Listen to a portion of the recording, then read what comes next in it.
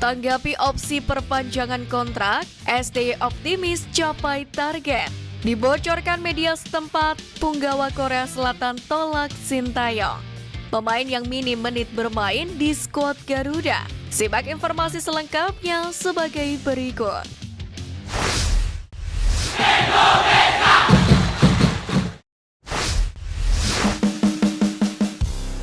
Dibocorkan media setempat, punggawa Korea Selatan tolak Sintayong. Rumor Sintayong yang menjadi kandidat kuat calon pelatih anyar mendapatkan penolakan dari para punggawa The Taeguk Warriors. Hal itu dibocorkan oleh media asal Korea Selatan, The Jongang Plus. Sebagaimana diketahui, Federasi Sepak Bola Korea Selatan atau KFA memutuskan memecat sang pelatih Jurgen Klinsmann, yakni usai gagal mengantarkan Son Heung-min dan kawan-kawan meraih target menjadi juara Piala Asia 2023. KFA sendiri sepakat menunjuk pelatih asing sebagai juru taktik timnas Korea Selatan selanjutnya. Menurut media Korea Selatan News One, ada 4 pelatih lokal yang masuk kandidat pelatih Son Heung-min dan kawan-kawan selanjutnya. Mereka ialah Hong Myung-bo, Ulsan Hyundai, Won Seong-hong dari timnas Korea Selatan U23, Choi Yong-soo tanpa klub, dan Sintayong timnas Indonesia. Menariknya, keputusan KFA yang ingin menunjuk pelatih lokal mendapatkan penolakan dari berbagai pihak. Tidak hanya supporter, basis pemain Korea Selatan juga bersikap serupa. Kabar itu diketahui lewat klaim dari media Korea Selatan The Jongjang. Dalam laporannya, Lee Kang-in dan kawan-kawan disebut lebih menginginkan pelatih asing untuk memimpin Taeguk Warriors. Sebab pelatih asing dinilai lebih open-minded plus lebih kaya akan taktik. Pelatih timnas Korea Selatan berikut Hong Myung-bo, Sintayong, namun para pemain menginginkan pelatih asing. Demikian laporan media tersebut. Rumor Sintayong kembali melatih Korea Selatan sendiri muncul usai keberhasilan membawa timnas Indonesia mencetak sejarah, yakni dengan lolos ke babak 16 besar Piala Asia 2023.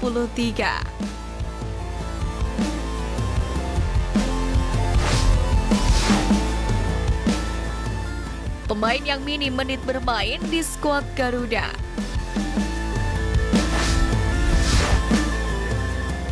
Pertama, Edo Febriansyah. Edo Febriansyah sukses mencatatkan debut bersama timnas Indonesia di bawah kepemimpinan Sintayong saat mengalahkan timnas Myanmar 4-1 pada November 2021 lalu.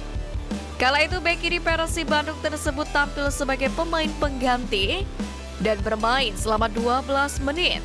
Menariknya, meski sudah 32 kali masuk skuad timnas Indonesia, Edo hanya memiliki kesempatan bermain sebanyak 13 kali. Sebagai fullback kiri, persaingannya dengan Pratama Arhan dan kehadiran Sein Patinama membuatnya sulit untuk mendapatkan waktu bermain yang signifikan.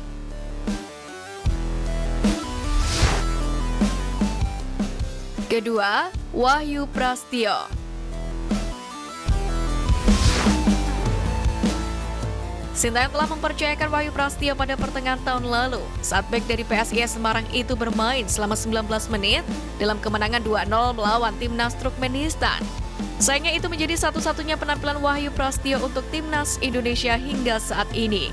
Dalam penampilan pertandingan resmi berikutnya, pemain berusia 25 tahun itu selalu menghabiskan waktu di bangku cadangan.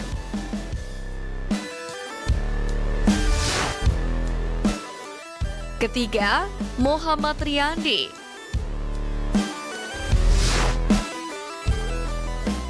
Muhammad Riyandi merupakan kiper muda yang memiliki potensi besar. Namun cedera sering menghalangi progres kiper Persis Solo tersebut. Sintayong sering memasukkannya ke skuad timnas Indonesia, tetapi jarang memainkannya. Dari 23 kali masuk skuad, Riyandi hanya bermain 4 kali. Penampilan terbarunya pada tahun 2021 saat mengalahkan timnas Myanmar 4-1. Sementara itu, persaingannya dengan Hernando Aris Sutaryadi dan Nadio Argawinata membuatnya kesulitan mendapatkan waktu bermain yang cukup di bawah mistar gawang timnas Indonesia.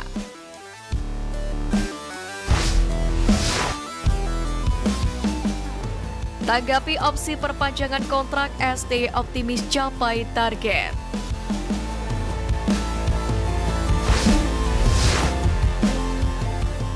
Kabar baik menghampiri pecinta sepak bola tanah air, usai Sintayong akhirnya angkat bicara mengenai pembaruan kontrak bersama timnas Indonesia yang bakal berakhir pada 30 Juni ini.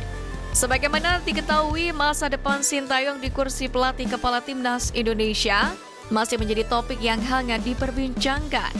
Banyak publik yang masih menginginkan agar PSSI memperbarui kontrak Sintayong, lantaran ia telah sukses membawa perubahan pada merah putih. Terbukti Sintayong berhasil membawa skuad Garuda mencetak sejarah dengan untuk pertama kalinya menembus babak 16 besar Piala Asia.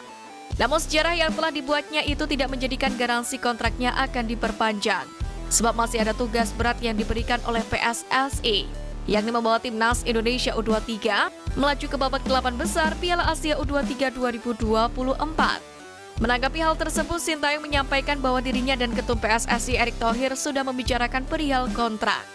Juru taktik berusia 53 tahun ini membenarkan bahwa timnas Indonesia U23 tembus 8 besar adalah syarat yang harus dipenuhi olehnya jika kontraknya ingin diperpanjang. Menariknya, Sintayong sama sekali tidak masalah dengan syarat yang diberikan tersebut. Dia menyampaikan akan fokus berjuang menyelesaikan tugas yang telah diberikan oleh PSSI. Saya mengatakan kepada mereka bahwa saya diminta untuk melakukannya. Dan sekarang saya pikir itu adalah sesuatu yang harus saya putuskan, apakah saya harus melakukannya atau tidak. Saya pikir asosiasi juga bisa mengatakan banyak dari situasi mereka sendiri.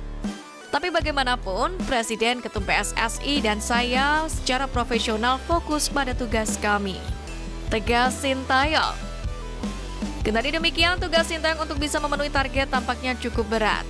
Sebab timnas Indonesia U23 tergabung di grup neraka bersama Qatar, Australia, dan Yordania.